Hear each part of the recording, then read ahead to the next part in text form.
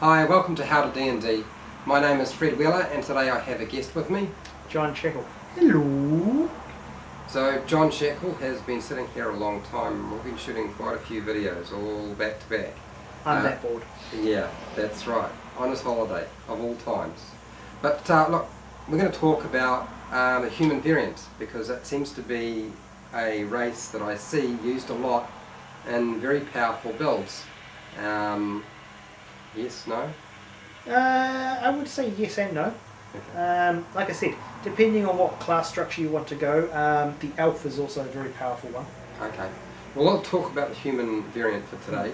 As far as I can tell, the reason that people tend to pick up the human variant over the human, being the standard one, is so that they get the feat at level 1. Yeah. Feats at level 1, break games. Okay. And I found that to be the case.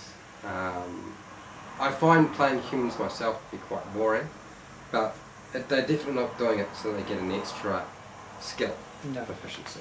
They're doing it because they want the feat. Oh yeah. Because by level 4 they've got 2 feats, which means they could, if they want, have that horrible combination of Sentinel and Polearm Mastery, or Sentinel or Warcaster. Or Sentinel and Mobility. Yes, exactly. So what's your opinion of the human variant? I mean, yeah, I would definitely pick that over the plain old human, because human, all you get is 1 point to all your stats. Yay. That's pretty much it. I mean, I think it was the 3rd edition human got slightly better abilities, but 5th edition humans got shafted. I'm sorry, but that's what I think. The variant makes them a little bit more on par to, say, the dwarf, the dragonborn, even the halflings. Okay, alright. And have you played a human variant much? Believe it or not, only 2 of my characters are human variants. Okay. And you selected the human variant for those? Oh yes, definitely just for the skill and the feat. Okay. And the feats that you tend to pick up at first level as a human variant? Alert. Alert. Alert. Yeah. I always tend to go for alert because you get in there fast. Yeah. Get it all done before it's the other one would also be I have a druid mobility, because it works with your animal form, so you can move a heck of a lot more. Okay, alright, makes sense. And human variant, you're only going to get +1 to 2 different abilities, right? So that is the downside. Instead of getting +1 to all your stats, you get +1 to 2 stats, which you probably want them in anyway. So that means if you're going to use the point buy system or standard array, you've got to get a 15 in your primary ability. Otherwise, you're not getting that +3. No. And then your proficiency on top. Though I have to say that I don't think I've used standard array for most of my characters since the very beginning. I use point buy. Point buy. I prefer point buy myself. I know if my players at the table had the option, they'd go for rolling. I know they would. I know some of them would. I wouldn't, because when I make stat rolls, I tend to roll really badly. Oh, okay, it's just one of those things. Yeah. On average, though, as a general rule, you're going to roll quite good. Quite good. Be higher than the point buy. Yes. Just by the system they've laid out. You just roll 4 dice, take the 3 best, highest 3. So yeah, unless you've got a dice that's weighted to roll 1s and 2s, which I seem to have myself. I've got 5s and 6s. Yeah. So I consider the human variant to be an extremely powerful race to select, and you feel that the elf is much stronger.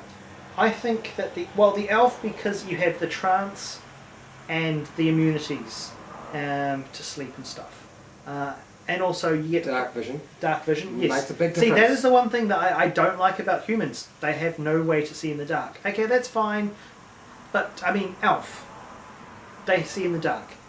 The one that I actually play a lot more than any of them is half-elf, because you get kind of the best of both worlds. So I've noticed that myself. I'm building a cleric wizard. Now, I'm not very good at this sort of thing, but I sat there and I was like, how do I make an armoured wizard? And I thought I was going to do paladin wizard, but then I realised I needed 3 stats to make things sort of work. I felt like it wasn't going to be... Yeah.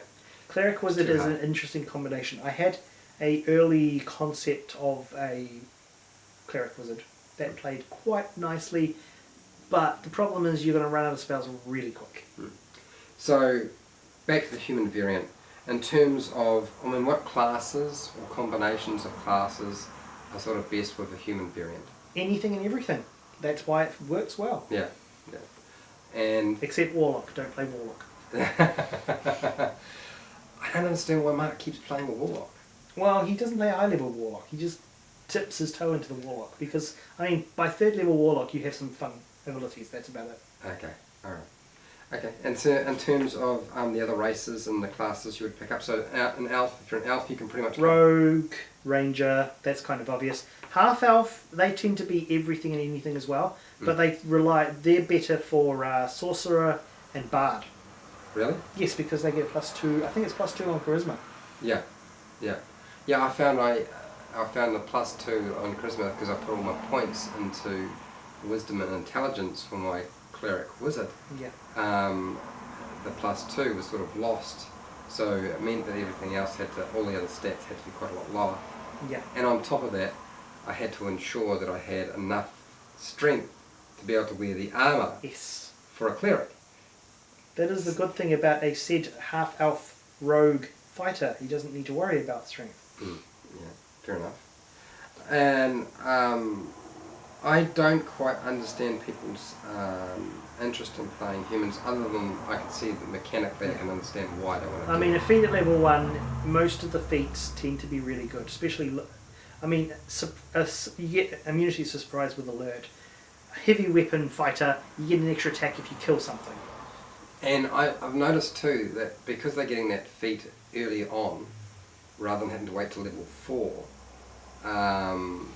when they get When to they level do 4, level 4, they can go for stats. they can go for stats, or they can go 2 feats. Yeah. And I've seen that happen. It really depends on what class they're playing as well, because some classes rely more on feats than others. Fighters have access to more feats or more stats, so they tend to be more heavier on the feats because they don't really need to have that much stats. Wizards, the best wizards I've seen usually only need maybe 1 or 2 at most. Rogues can be very heavy on feats if built properly and built correctly, because depending on how you want to play your rogue. Rangers, again, need to have a couple of feats just to increase their output and damage or increase whatever they need to do. Clerics, not so much. Sorcerers, kind of the same as wizards. But like I said, it just depends on what you need. Druids, mobility. Okay. Alright. Well, I mean, that's pretty much everything on the human variant. And we've sort of dipped into a couple of other races like the half-elf and the elf. Yeah. I'm surprised just how powerful a half-elf looks. Oh yeah. I mean, obviously there are certain classes that it wouldn't sort of fit in quite so nicely, and you're going to wind up putting points into something that you don't necessarily want to compensate because you're getting a +2 to charisma rather than a +2 to intelligence or one of the other abilities. You can't move it around. But that's the fun thing about D&D. You can pick off races for off classes. Like you might want a charismatic fighter, or you might want a muscle-bound wizard. You never know what you want to do. Alright. Dwarf wizard. Dwarf wizard. Yes, we should talk about the dwarf wizard sometime. Absolutely. Anyway, that's pretty much everything we have to say on the human variant. And half-elf and elf, I guess. Yeah. If you have any questions, just leave them in the comments and I'll try to answer those. As always, if you found it useful, please share, like and subscribe if you haven't done so already. Until next time, keep rolling those 20s.